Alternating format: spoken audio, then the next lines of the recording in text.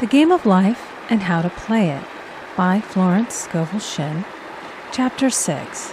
Casting the Burden, Impressing the Subconscious.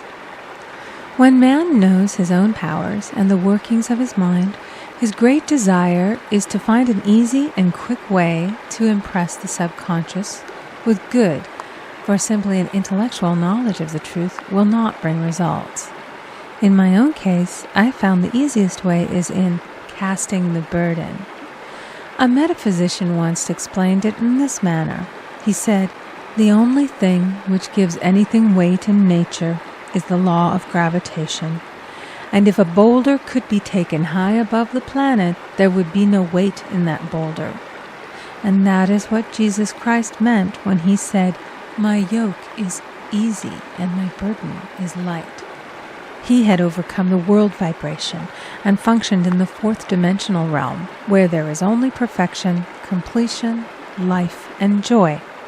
He said, "Come to me, all ye that labor and are heavy laden, and I will give you rest. Take my yoke upon you, for my yoke is easy and my burden is light." We are also told in the 55th Psalm to cast thy burden upon the Lord. Many passages in the Bible state that the battle is God's, not man's, and that man is always to stand still and see the salvation of the Lord. This indicates that the superconscious mind, or Christ within, is the department which fights man's battle and relieves him of his burdens. We see, therefore, that man violates law if he carries a burden, and a burden is an adverse thought or condition, and this thought or condition has its root in the subconscious.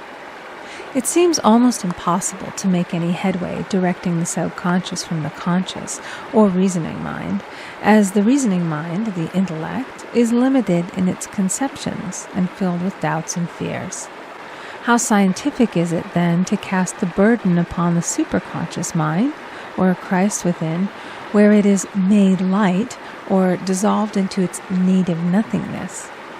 For example, a woman in urgent need of money may light upon the Christ within, the superconscious, with the statement, "I cast this burden of lack on the Christ within, and I go free to have plenty." The belief in lack was her burden, and as she cast it upon the superconscious with its belief of plenty, an avalanche of supply was the result. We read, "The Christ in you, the hope of glory." Another example.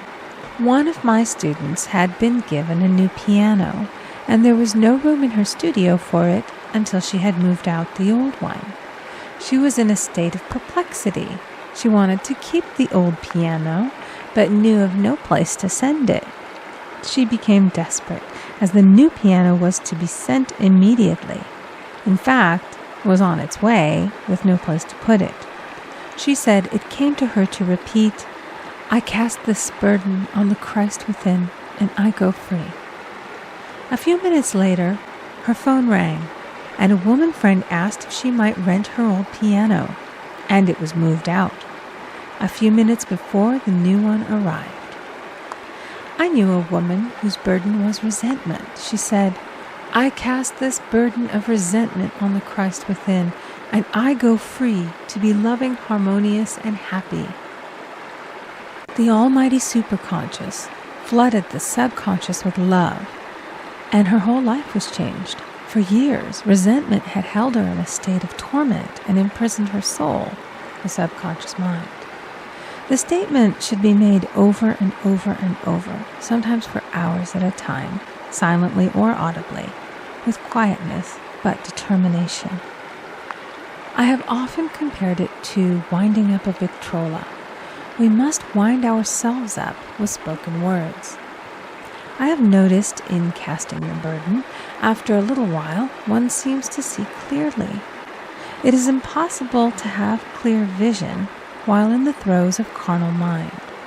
Doubts and fear poison the mind and body, and imagination runs riot, attracting disaster and disease.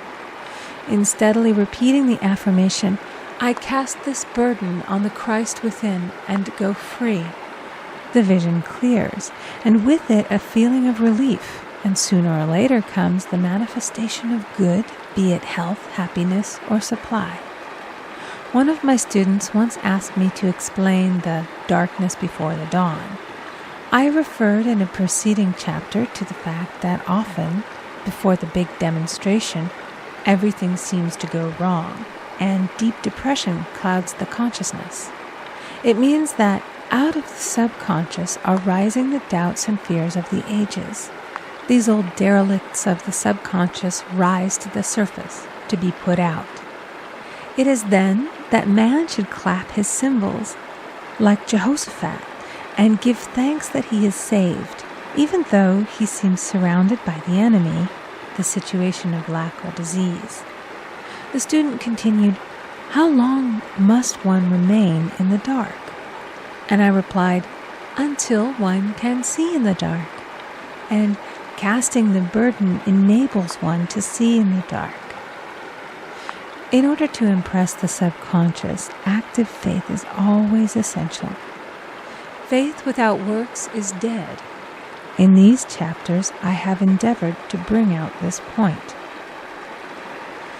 Jesus Christ showed active faith when he commanded the multitude to sit down on the ground before he gave thanks for the loaves and the fishes. I will give another example showing how necessary this step is. In fact, active faith is the bridge over which man passes to his promised land. Through misunderstanding, a woman had been separated from her husband, whom she loved deeply.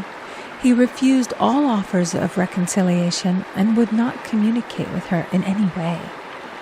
Coming into the knowledge of spiritual law, she denied the appearance of separation. She made this statement: "There is no separation in divine mind. Therefore, I cannot be separated from the love and companionship which are mine by divine right."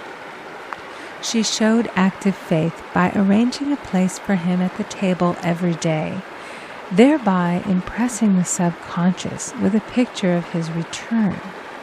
Over a year passed, but she never wavered, and one day he walked in. The subconscious is often impressed through music. Music has a fourth-dimensional quality and releases the soul from imprisonment. It makes wonderful things seem possible and easy of accomplishment. I have a friend who uses her Victrola daily for this purpose.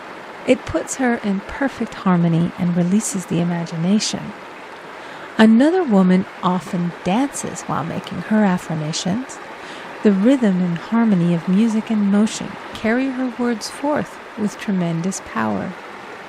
The student must remember also not to despise the day of small things.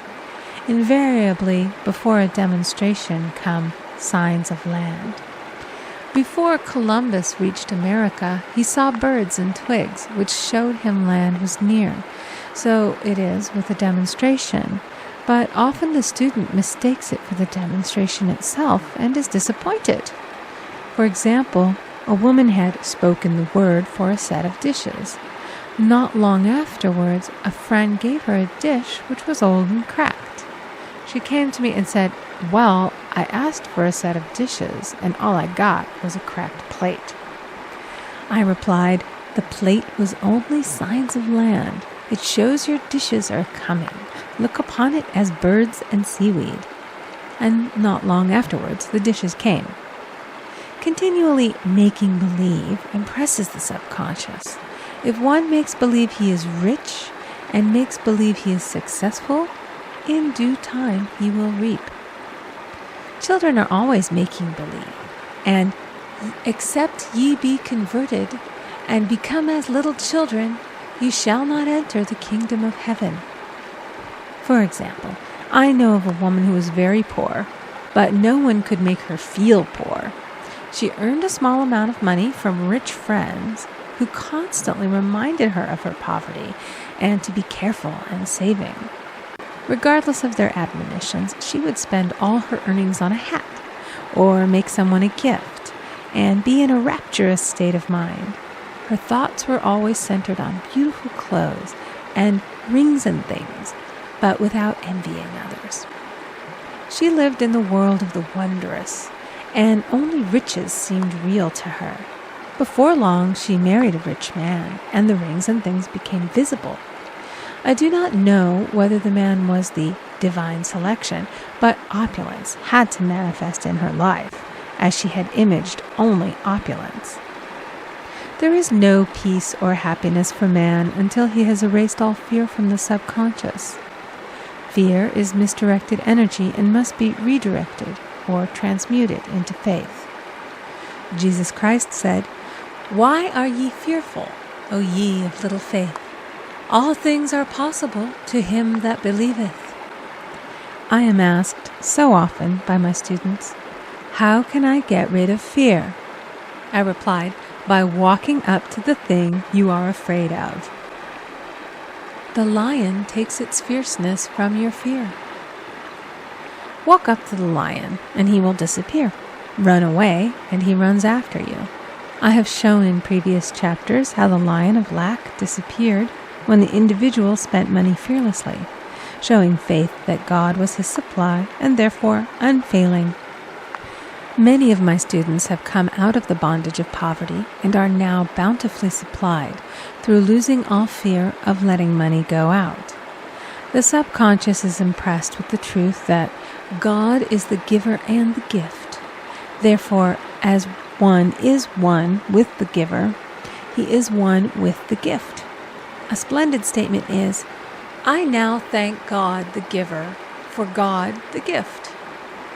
Man has so long separated himself from his good and his supply, through thoughts of separation and lack, that sometimes it takes dynamite to dislodge these false ideas from the subconscious, and the dynamite is a big situation. We see in the foregoing illustration how the individual was freed from his bondage by showing fearlessness. Man should watch himself hourly to detect if his motive for action is fear or faith. Choose ye this day whom we shall serve, fear or faith. Perhaps one's fear is of personality. Then do not avoid the people feared. Be willing to meet them cheerfully, and they will either prove golden links in the chain of one's good, or disappear harmoniously from one's pathway.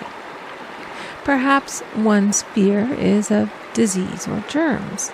Then one should be fearless and undisturbed in a germ-laden situation, and he would be immune.